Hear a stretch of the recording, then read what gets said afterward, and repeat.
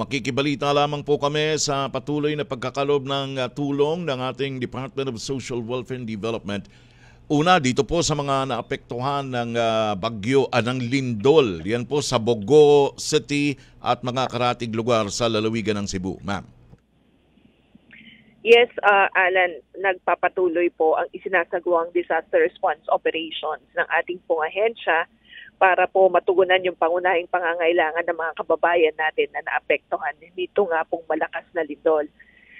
Ito po ay alinsunod sa kautusan ni Pangulong Marcos Jr. na tiyakin po natin na walang pamilyang Pilipino ang magugutom sa gitna ng kalamidad. Kung kaya nga po ang DSWD ay nakapagpahatid na ng mahigit 14,000 na mga family food packs, 2,000 po mahigit na mga ready-to-eat food packs. Nag-release din tayo ng mga family kits, modular tents, at iba pang mga NFIs. Kasama dyan yung mga family tent, family tents.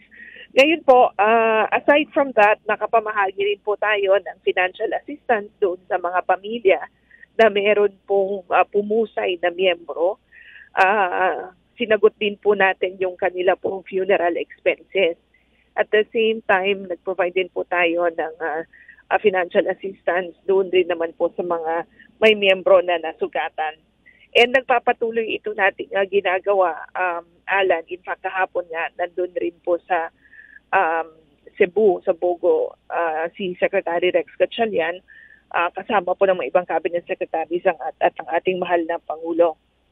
Gayon din po, we have deployed yung mga specialized disaster response vehicles natin. Opo. Kagaya ng mobile kitchen, kasi nag-provide tayo ng hot meals.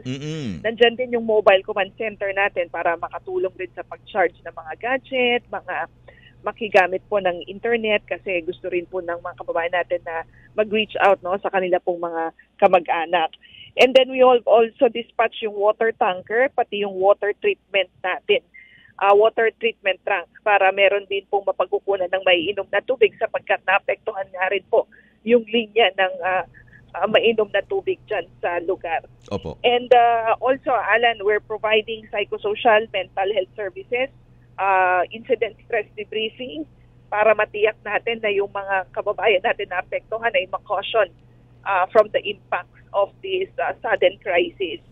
And we have also made sure na yung kapakanan ng mga kabataan and Opo. other vulnerable sectors, of course, ay napapangalagaan at napoprotektahan natin.